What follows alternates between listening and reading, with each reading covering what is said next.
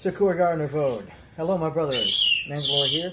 And I'm pretty sure you already noticed that the first thing is that I did change the name of my channel. I'm no longer Mandalore the Responder, but Mandalore the Harbinger. And that being, Responder sounded too much like I was responding to other people's comments or whatnot, and really wasn't what it wanted to be. I wanted it to be more of a, I am a messenger of those who have no voice. I am a messenger, the Harbinger, for the voiceless, those who want to voice their opinions but are not afraid, or too afraid, or just they don't have a voice for themselves. They don't have the ability to project, the ability to talk. So, or talk in public or whatnot. Anyway, so that is why the name change. I just wanted to get a few things out. There has been a lot going on in Star Wars, the Star Wars world of things lately. Number one, Solo critic reviews, I believe. The movie itself, again, I have not seen it. I have seen enough reviews from plenty of people on both positive and negative. My brother Sam, you may, if you haven't, oh my goodness, I'm going to have to chop this out. My brother Sam, he has a channel on YouTube as well. He goes by the name Captain America, aka Samrock. He does Nerf mods.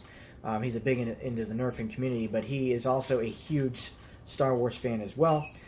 He has seen the movie and told me that it's not that bad. He actually liked it a lot, and if it weren't for the fact that The Last Jedi kind of soured people's mouths, I think that the movie would have done a lot better than it did at the box office.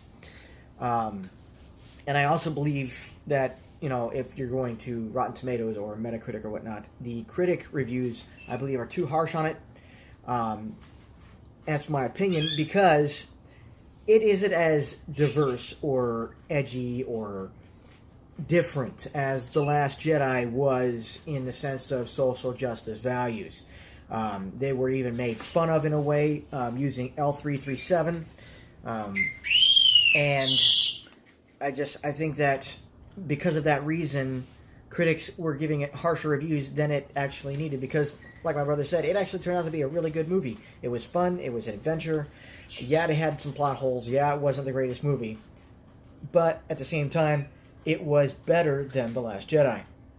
So that leads into what I think is going on with the canceling of the spin-off movies. I think that what happened is to give a parable or an example, a little story, if you will. Lucasfilm offered up The Last Jedi, and we went in buying it as we thought we were getting steak. We spent $13, to watch a Star Wars movie, and it turned out to be dog food. It was crap. It really was. We paid for steak and got dog food. Fans were saying this is dog food, it isn't steak. And they weren't going to buy any more Disney steak because, that's exactly what it was. We were ripped off in a sense. Fans went in expecting something and got something completely awful. So they didn't go to Solo. A lot of us did not go to Solo for that reason. And Disney's trying to get Solo out there, trying to get people to buy into it. And some people did. But, they're saying, well, here's more steak. And we're looking at it, and yeah, it's good. It's better than dog food. It's better than dog food. But it's still not sirloin. It's Salisbury steak. It was good, but not great. And so now, because we are rejecting what Disney is offering in their social values, social justice values, they are now saying, well, fine. We're just not going to make any more steak. We're not going to make any more at all, period. So they're not offering us anymore. They're canceling the spinoffs because they're saying that it's because they think that the fans don't want it, or the spinoffs aren't doing well because of burnout, whatever you want to call it. Star Wars fatigue. Star Wars fatigue. Thank you. I don't see that. I don't see that. It has nothing to do with Star Wars fatigue. It is because Lucasfilm, under Kathleen Kennedy, has offered us stuff that we don't want, and we're voicing our opinions, and we're letting them know we don't like it. They're trying to call dog food steak, and we don't want that. It's not going to happen. So Disney is canceling them as punishment for us, not buying into their social justice values. That's how I see it. I don't know if anybody else sees it that way, but that's the way I see it. We are being punished for not buying into it. Because if you think about it this way, the Marvel movies, we're getting 2-3 movies a year.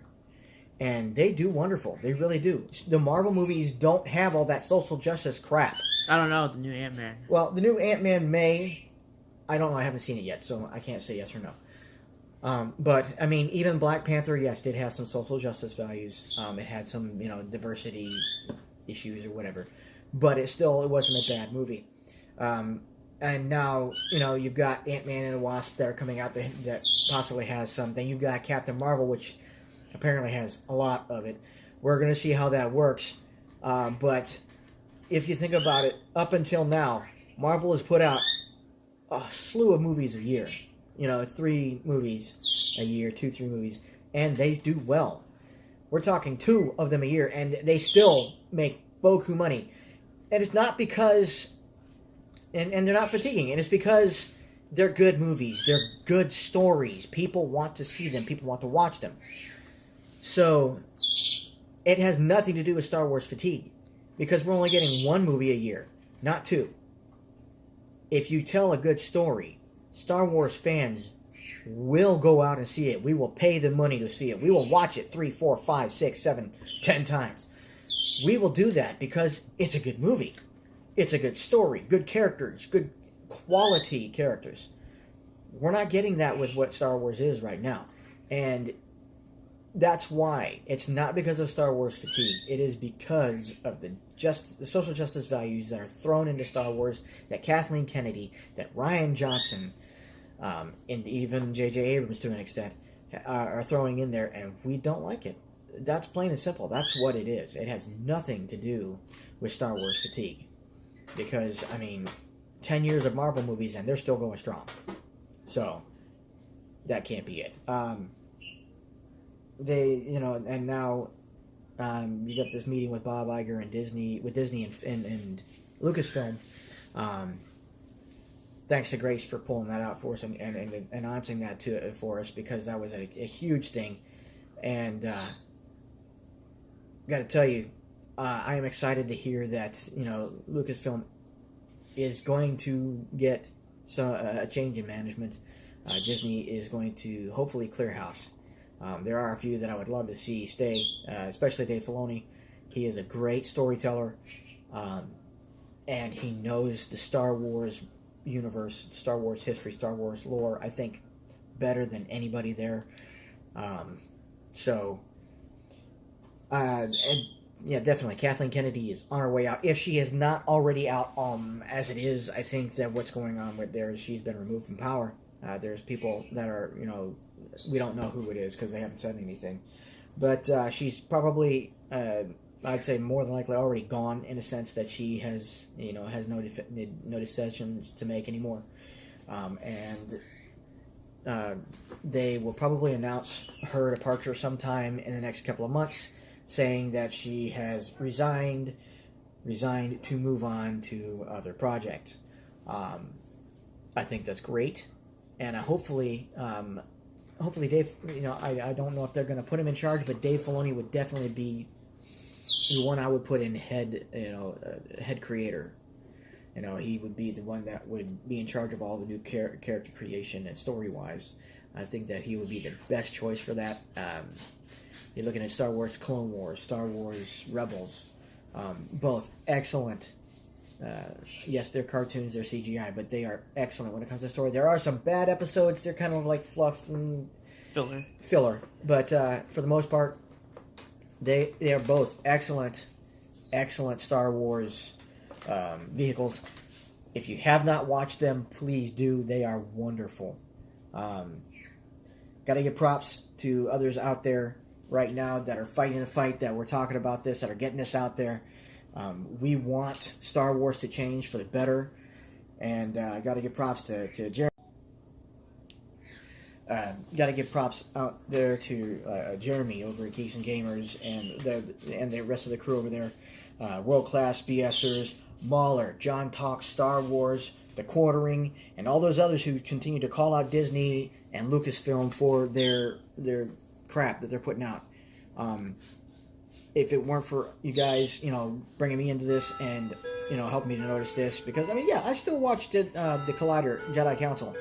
They're good shills for the most part, but they do have some good information out there, and we got to keep calling out the shills, and we got to keep calling out Disney. We got to keep calling out Lucasfilm, because we are customers, despite what some people say. We do pay for this.